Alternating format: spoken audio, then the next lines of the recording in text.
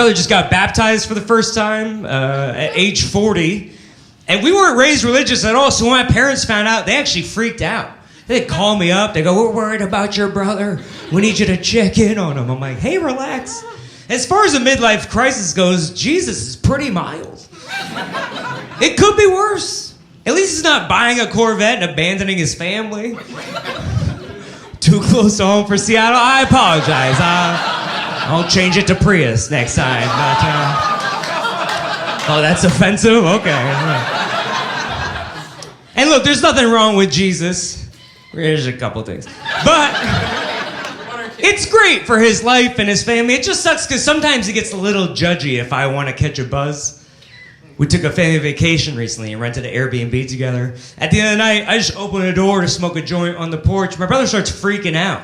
He's like, "Don't do it out here. It's not legal in this state. I don't want the neighbors to freak out." I'm like, wow. I knew weed made you paranoid, but I thought you had to smoke it first. Also, we're in Florida. I don't think they're gonna care. Florida's just happy I'm not doing bath salts. Like, literally, that is the state of low expectations. I think that's on their flag. And I get it. I used to be embarrassed I smoked pot until I started touring America as a comedian, and I realized how popular OxyContin is. And I was like, I'm doing fine, you know? Drugs aren't a big deal. In moderation. It's a Saturday, you guys are cool. Drugs aren't a big deal. Drugs are like speeding. Speeding's illegal. Technically, you know. But as long as you're going with the flow of traffic, no one's gonna care, right? If you're going 80 and some guy flies by you at 150, who do you think the cops are going after?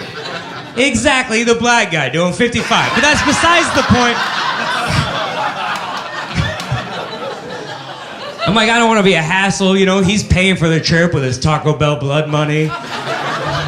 His Taco Bell bloody stool money, so... I'm like, all right, you just tell me where to go. He goes, "Oh, across the street, there's an abandoned field. Just go smoke out there. I don't want the neighbors to freak out." So now I'm standing in an empty field at 1 in the morning, like, no, I think this is worse. I'm pretty sure the neighbor's gonna peek out the window, see a tall, dark, shadowy figure in an empty field, a lighter flickering in the wind. Hey, is that Scarecrow trying to light himself on fire? What the fuck is going on? You know, now that I'm out here, the stars are really pretty tonight. Why don't I just lay down on this picnic table and stare at the moon for an hour? I'm sure there'll be 911 calls about that. But it only takes 5 minutes to smoke a joint if you're doing it right. So I'm out of there before anyone can notice.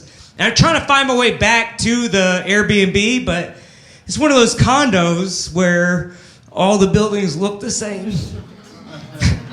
So now I'm at building J, trying to find building C, like a backwards alphabet DUI test. You know?